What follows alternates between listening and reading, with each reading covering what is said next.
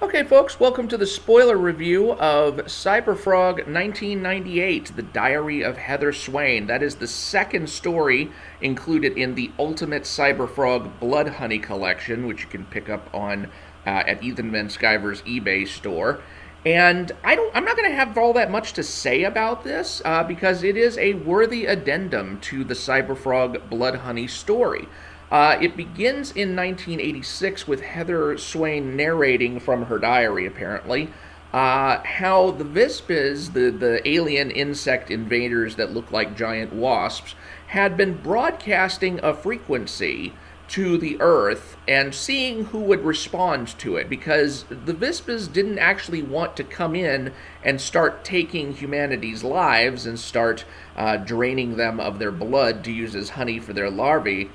Until humanity essentially invited them in with a expression of passive response, of such passivity that the Vyzpzz knew that they would be no challenge. And so the book starts in 1986, and it starts with one of three pop culture references where, if you don't know that these things actually took place, you might not realize what is being spoken about here. So in 1986, they show a guy who has been driven crazy by the Vyzpzz signal attacking a guy in a suit and saying, "What is the frequency, Kenneth? What is the frequency, Kenneth?" This is actually a reference to Dan Rather being attacked in 1986 by some crazy guy who kept asking him, "Kenneth, what is the frequency?" And this was actually the inspiration for the REM song, "What's the Frequency, Kenneth?" So that is like the first example we're given of the Vyzpzz trying to communicate with humanity. The next one shows a guy skiing in January of 1998, skiing downhill and crashing into a tree. Now, it just so happens I know what this is referring to, but I don't know if anybody's even going to know what to look up at this point if they don't know that this is actually Congressman Sonny Bono, previously an entertainer and husband of Cher, of the duo Sonny and Cher. And Cher, of course, has gone on to her own heights. But he actually died in a skiing accident and hit a tree and was killed. And what Ethan Van Sciver is saying here is that that was partly the result of his hearing and being overcome by the Vyzpzz frequency being blared. And then a few weeks after that, there was a Grammys concert, I think, in which Bob Dylan was on stage playing a song when some guy with the words "soy bomb" written on his chest, and by the way, soy in that context was not a reference to the chemical soy, it was actually soy in Spanish means "I am." So the guy was basically saying, "I am a bomb." And he gets up on stage next to Bob Dylan as he's playing. He's shirtless and he's got "soy bomb" written on the skin of his chest. And he's doing this weird kabuki dance kind of thing. And what's hilarious is Ethan Van Sciver interprets that to be the signal of humanity's passivity, because really Bob Dylan doesn't do anything.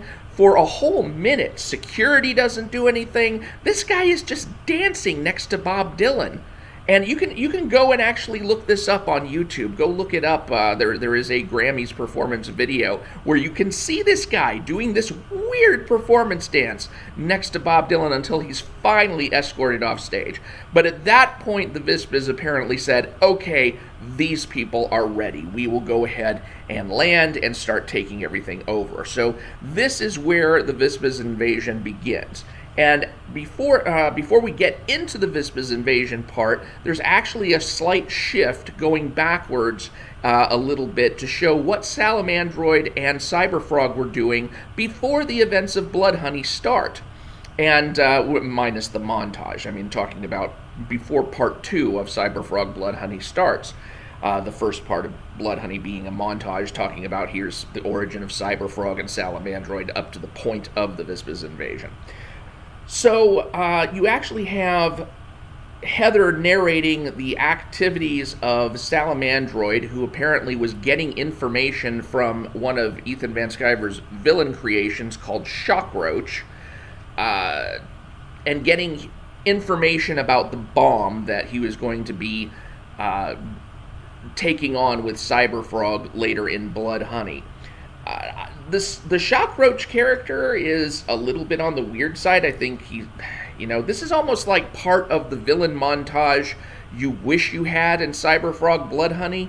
It gives us a look at first Shockroach, who Salamandroid gets into a fight with, and then it also gives us a look at the character of Tromadeus, who is mentioned in BLOODHONEY, but we never actually see the character.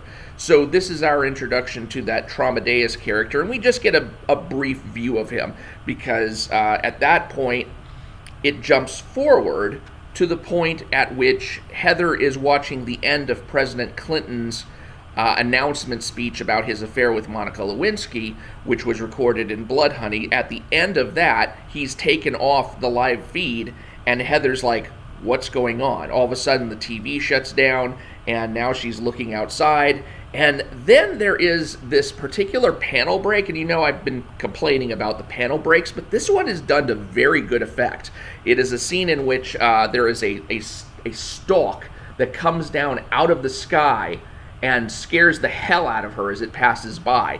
And the panel breakage at this point really makes it pop out, not just at her, but at the reader. So this is done to really good effect. This is one of those occasions where you've got a panel break done right. And by the way, if you missed it, I just recently put out a video on panel breaks and the rules you should follow when you're trying to do a panel break. So do look that up, and it's based off of Carrie Andrews' volume Erratic, which I finished reading, by the way, and that turned out to be a really good book altogether. I'm looking forward to the second volume of that. So do check out that video. So the Vyzpzz land, and you see the Vyzpzz start to pour out, and then we have a really, really sudden segue to the fact that there is a Vyzpzz wasp in the room with Heather. And that's kind of a shocking scene. But again, I always feel like doing a 2-page spread is really wasteful in most cases. You could just take this whole 2-page spread, condense it down to the top portion of the page on the left-hand side, and then you will have a whole page and a half to add value, to add story. And I think there was some story to be added here. I think the potential existed, because one of the things that this book talks about is how Heather resolves not to be passive, how she resolves not to be just to surrender. And so this would have been a good moment, because in the succeeding page, you have a picture that focuses largely on the device Sinn's heart, which is being used to power the TV, of all things. And Sinn's heart basically turns itself into a flamethrower and melts the Vyzpzz, but it doesn't really show much of Heather in this page. All she does is, run for the hills at that point. And what I'm thinking here is this would have been a great opportunity to get inside Heather's head and say that, when faced with a monster like this, your temptation is to just give up, just like humanity had sent the signal of giving up to the Vyzpzz, and how she was tempted to do the same thing, but because of her experiences with Cyberfrog, because she felt that he wouldn't let her give up, that relationship that she had with him sustains her to the point where she is not going to give up in the face of this giant monster that looks like it's right about to kill her. So I feel like there was some internalized drama that could have played out over the next, 1.5 pages if that space had been reserved rather than consumed by this 2-panel spread. Then we have a very, efficient use of space in a 16-panel grid. That's kind of rare. I remember Keith Giffen used to do 9-panel grids back in the day. 16, wow.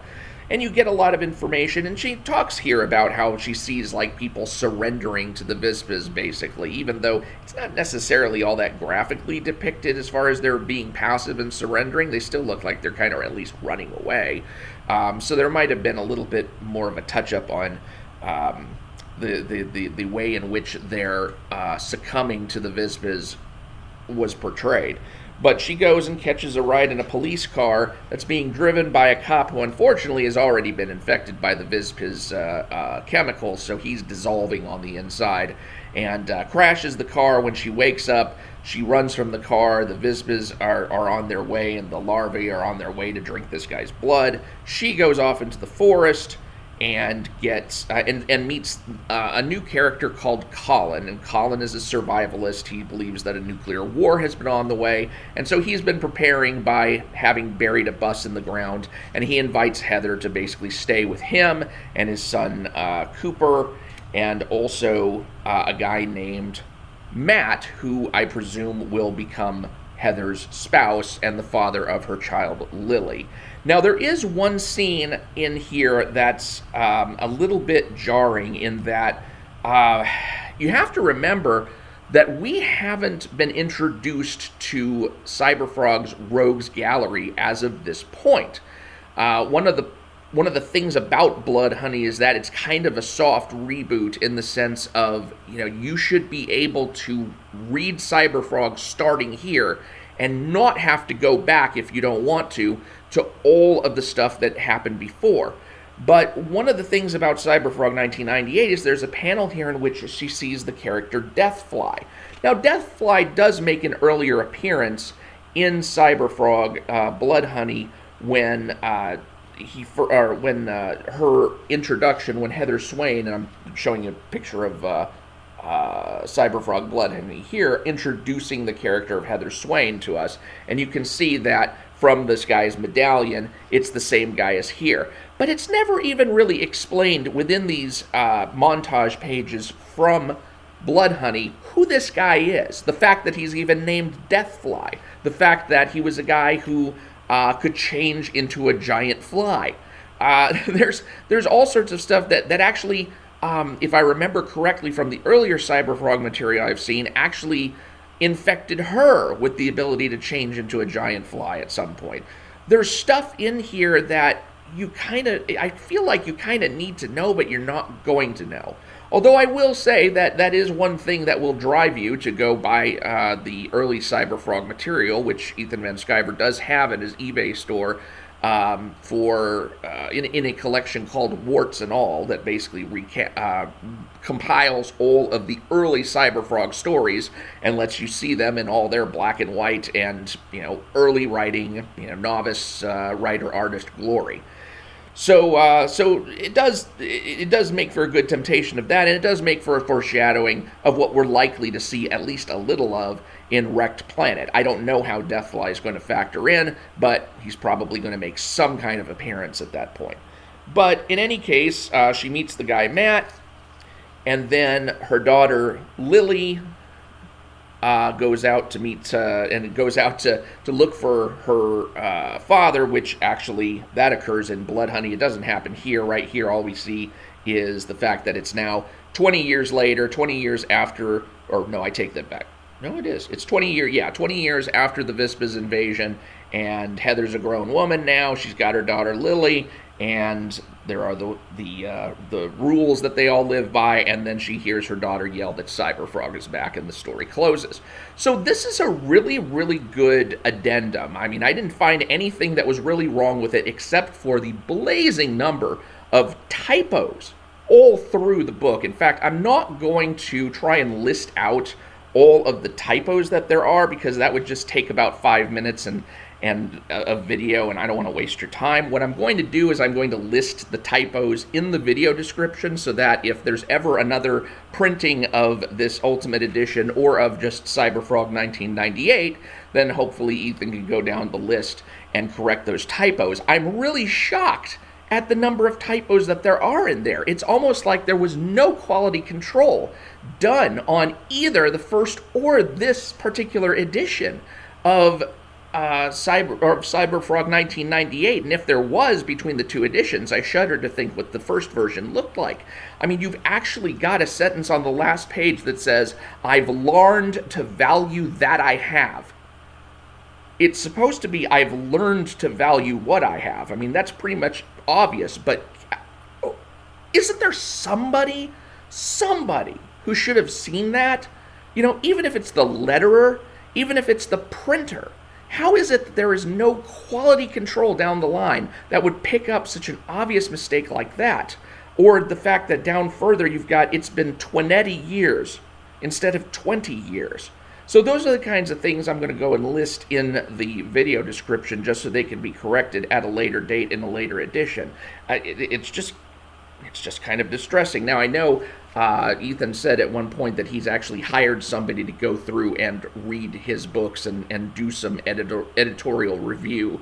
And I think that's a good idea. I think that one of the things that Comicsgate may have been lacking for a while is a sense of needing an editor to pour over and say, okay, from the reader's perspective, from the perspective of somebody who's not creating the book, what do I need to see in here? What am I seeing that's wrong? What fixes need to be made?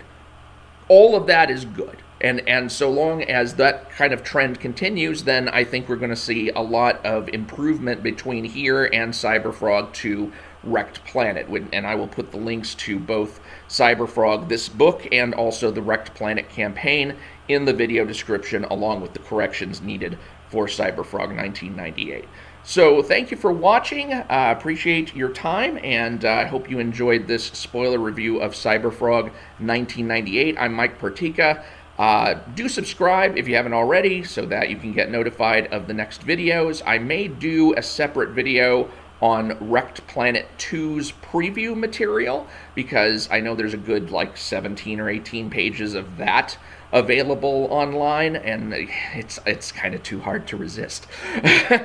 So and one of the things that I've also found out is that no less a luminary than Bill Willingham of Fables fame has critiqued Wrecked Planet for Ethan Van Sciver and given him like 13 pages of critique to kind of help him through the writing process and seeing what might be improved throughout the book. So when he's got that kind of limelight in his stable, helping him and assisting him, what I've seen so far of Cyberfrog Bloodhoney, there's a lot of portions that had left much to be desired, but that just means that there's so much more room for improvement, and we know that there are at least Wrecked Planet and then another series, another round, Cyberfrog 3, which I believe is going to be called Red Extinction, and that will be the next phase of the Cyberfrog project. There's also other stories involved in Cyberfrog 2 Wrecked Planet, Cyberfrog or Salamandroid Death Sting,